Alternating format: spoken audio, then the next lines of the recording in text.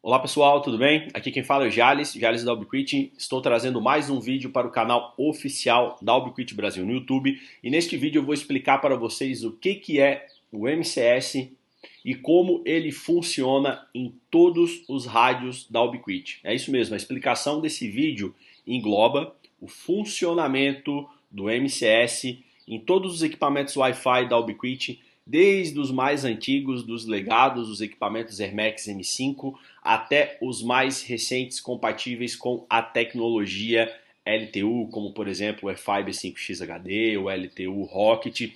E também vou passar algumas dicas de ouro para vocês conseguirem atingir altos índices de MCS, de modulação e, consequentemente, conseguir ter um bom desempenho no seu enlace, seja ele ponto a ponto ou ponto multiponto.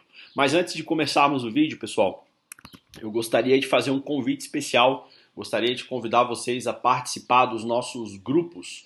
Nós temos dois grupos no Facebook, um deles é focado no segmento ISP, que é o grupo oficial Ubiquiti de provedores, mais de 9.000 membros compartilhando experiências, compartilhando histórias e usufruindo do suporte especializado do time da Ubiquiti Brasil.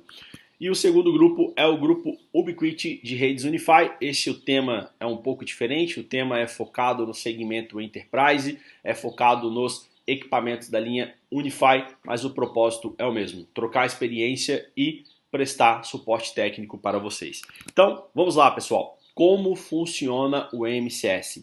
Para a gente entender como funciona o MCS, nós temos que compreender outro fator que está relacionado com a comunicação Wi-Fi, que é o processo de modulação.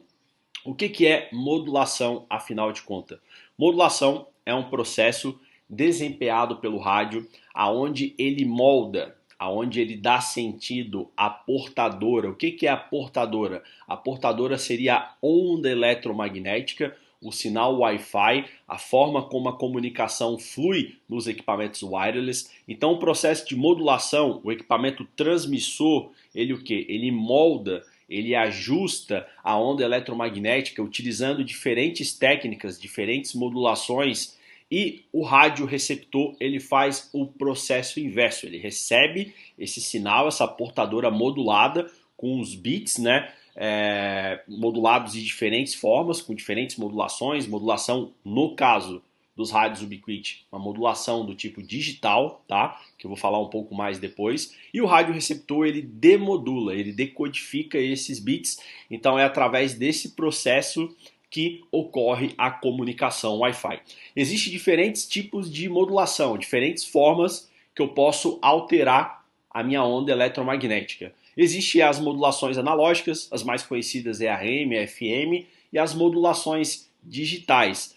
Os rádios da Ubiquiti suportam algumas diferentes formas de modulação, conforme descritas nesse slide. Aqui no canto nós podemos observar as modulações suportadas pelos rádios Ubiquiti relacionados com os seus data rates. Quando a gente está, por exemplo, vou abrir aqui rapidamente o equipamento, aqui eu tenho um equipamento Hermex AC. Então nós temos aqui representado o data rate pelos X, né? 1x, 2x, 4x. Esses X equivale às seguintes modulações. Deixa eu voltar para o slide. As seguintes modulações conforme mostrados nesses slides. Por exemplo, 1x de modulação equivale à modulação BPSK, que significa Binary Phase Shift Key.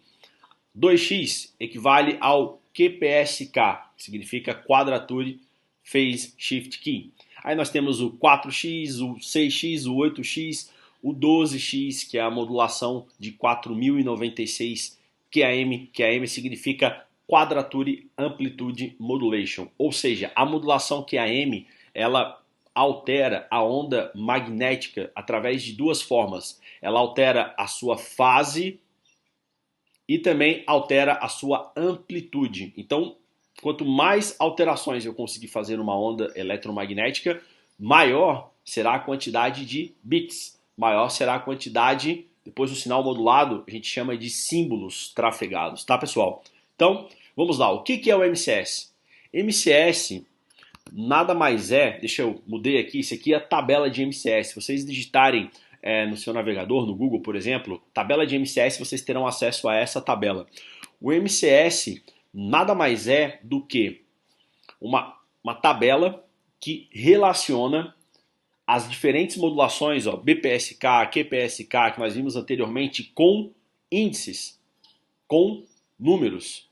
Por exemplo, quanto maior o seu índice da modulação, 15, por exemplo, ó, como nós podemos perceber aqui, ó, MCS 15, maior a quantidade de símbolos de bits trafegados. Então a tabela MCS é isso, relaciona modulação com índices, com números. E ele faz uma outra relação nessa tabela com outras características dos dispositivos Wi-Fi, como por exemplo, ó, a quantidade de antenas, nós podemos ver aqui, ó, quanto maior a quantidade de antenas, ó, uma antena a gente consegue atingir apenas até o MCS 7. Quando a gente tem mais antenas, a gente consegue atingir até o MCS 15. E, consequentemente, quanto maior o conjunto de antenas, maior a quantidade de bits, maior a quantidade de tráfego na minha comunicação Wi-Fi. E a tabela de MCS, ela também relaciona as diferentes larguras de canais suportados pelos padrões Wi-Fi. Então, o padrão Wi-Fi N, Wi-Fi 4, suporta no máximo 40 MHz. Aí nós temos o padrão AC, 802.11 AC, perdão, suporta aí no AC Wave 2 até 160 MHz. Então o MCS é isso, essa tabela que relaciona as diferentes modulações com índices, tá? Então, vamos lá, vamos voltar aqui para a nossa apresentação. Eu quero mostrar mais alguns detalhes para vocês. Então, esse é o MCS, essa é a tabela de MCS. Quanto maior o meu MCS, quanto maior o meu índice de MCS, maior é a minha modulação. Maior é o que? A minha quantidade de símbolos ou bits trafegados na minha comunicação Wi-Fi. E quanto... Opa, perdão, errei aqui. E quanto maior a minha quantidade de símbolos, a minha quantidade de bits trafegados, mais complexo é a minha modulação. Ela se torna mais difícil de ser modulada, vamos dizer assim. E, consequentemente, ela se torna mais suscetível a falhas. Então, nesse slide, pessoal, nós temos aqui o diagrama de constelação feito pelos rádios Ubiquiti, comparando os diferentes valores de modulação. 64 QAM, que é o máximo atingido pelo padrão N, o 256 QAM e o 1024 QAM, que é o padrão correspondente ao novo padrão Wi-Fi, Wi-Fi 6, Wi-Fi AX, perfeito? Então, o que é o diagrama de constelação? O diagrama de constelação mostra em tempo real o esforço que o rádio está fazendo para naquele determinado ambiente, com aquelas determinadas condições ali do meu ambiente Wi-Fi, conseguir entregar, conseguir moldar a onda eletromagnética de diferentes formas, 64 QAM, 256 QAM. Então, quando a gente está falando de transmissão de dados, a gente está falando de bits, ou é 0 ou é 1, correto? A modulação de 64 QAM, a gente consegue trafegar símbolos, né, bits, em 8 quadrantes, ou seja, 8 elevado na 2 igual a 64 QAM.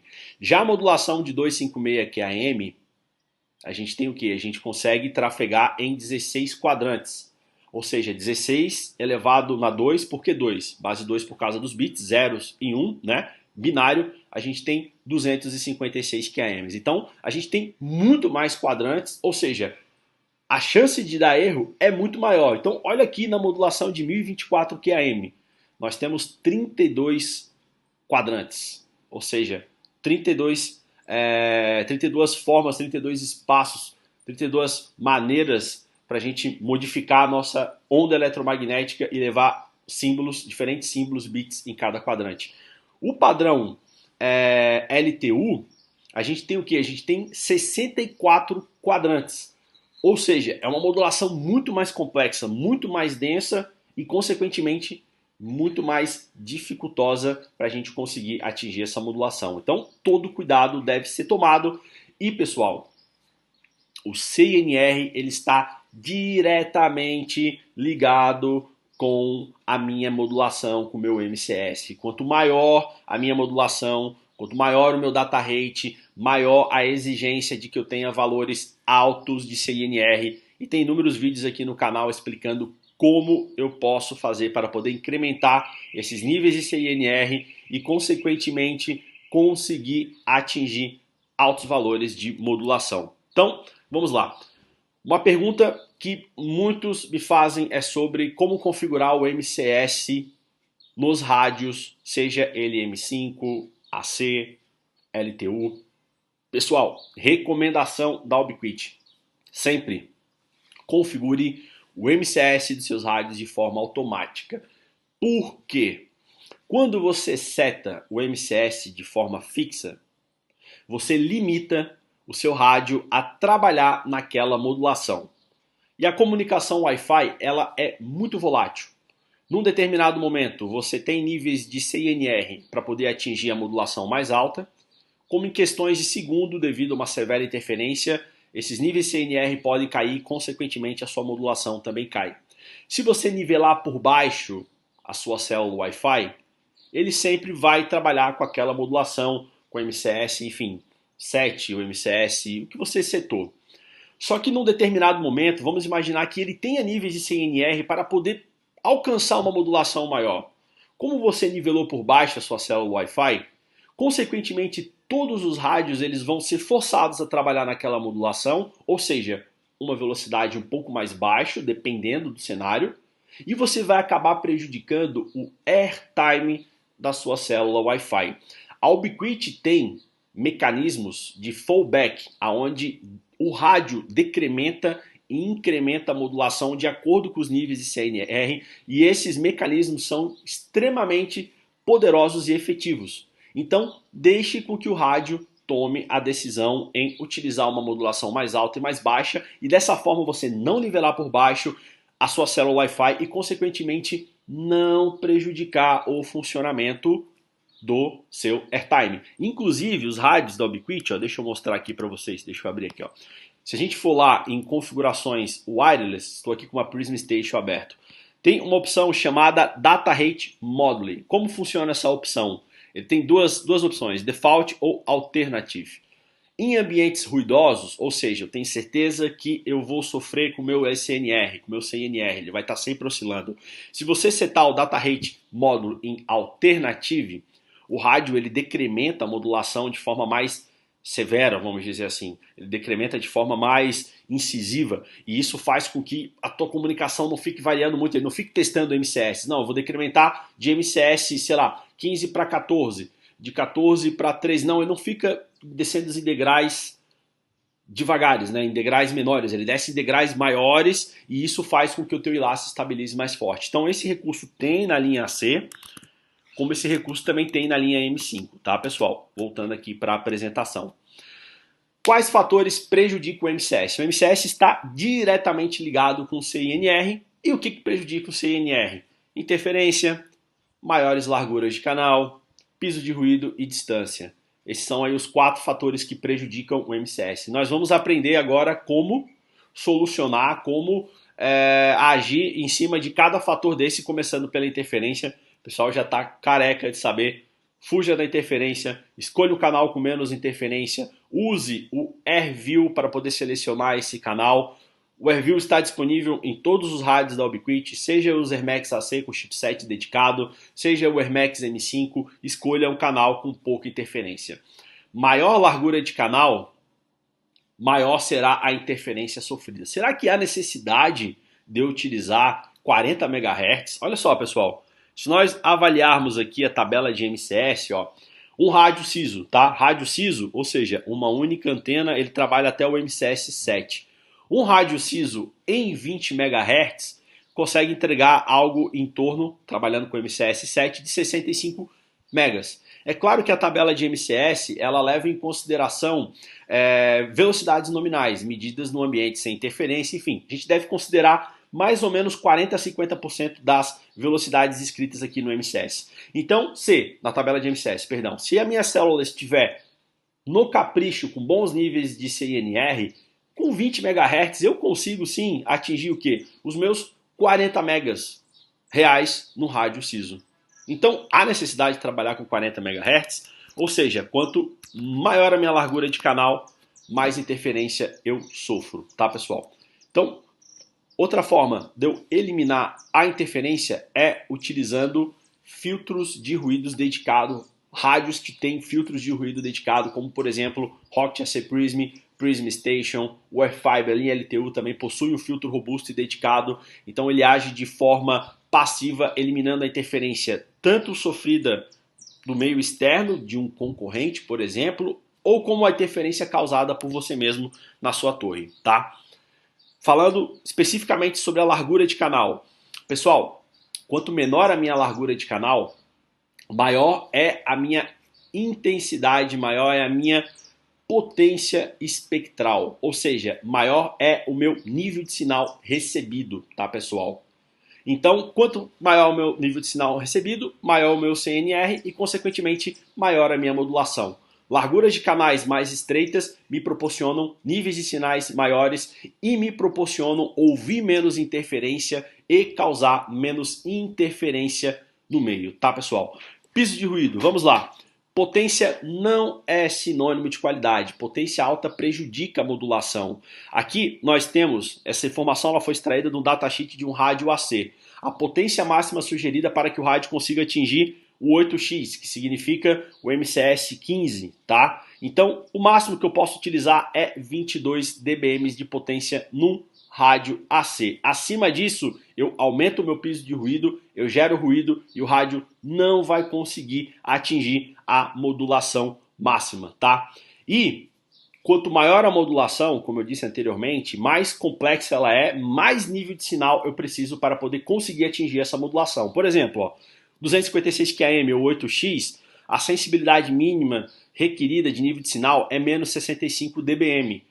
Vale lembrar que essas informações não estão levando em consideração ruído e interferência do ambiente, é apenas a sensibilidade mínima que o rádio precisa de sinal para atingir essa modulação num ambiente ideal. Ou seja, esse sinal pode ser não, é até maior, tem que ser até maior do que menos 65 para conseguir bater o 8x. Se a gente comparar com o MCS 7 de uma Light Beam, aqui é a comparação, Light Beam AC com Light Beam M5. Light Beam M5 CISO atinge apenas o MCS máximo de 7, com menos 75 dBm de sensibilidade eu consigo, de sinal recebido eu consigo atingir esse MCS. Ou seja, maior a modulação, mais complexa ela é e maior são as exigências para eu conseguir bater esse MCS, conseguir atingir essa modulação.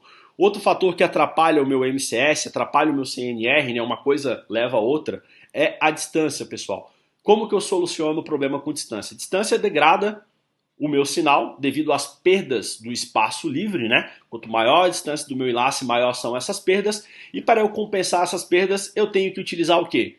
Antenas de alto ganho. A escolha da antena é, sem sombra de dúvidas, o ponto mais importante, o ponto alto, o ponto chave para você conseguir atingir bons níveis de MCS, de modulação. Tem um enlace de longa distância? Posso aumentar a potência? Posso. Mas eu tenho sempre que me atentar que potência e excesso gera ruído. Olha só o outro exemplo que eu trouxe aqui, ó. O Airfiber 5X HD ele atinge modulações de 4.096 QAM. A exigência para conseguir atingir essa modulação é muito maior. Olha só, a gente sugere que você configure no máximo 15 dBm de potência de transmissão para bater os 12x de modulação. E você precisa de um sinal recebido extremamente alto, ou seja, você tem que caprichar na escolha da antena para não utilizar a potência excesso, pois potência excesso prejudica o meu piso de ruído, potência excesso gera ruído térmico, tá? Isso é extremamente prejudicial para a minha comunicação. E um outro fator para poder incrementar sinal recebido no enlace de longa distância, inclusive recomendação da Ubiquiti, tá? Enlaces PTP de longa distância, utilize menores larguras de sinal, pois você terá uma intensidade de potência espectral maior e, consequentemente, maiores níveis de sinais, maiores MCS, maiores modulações e tudo isso que a gente debateu no vídeo. Espero que vocês tenham gostado, deixe seu like, participe do nosso canal, forte abraço e até mais!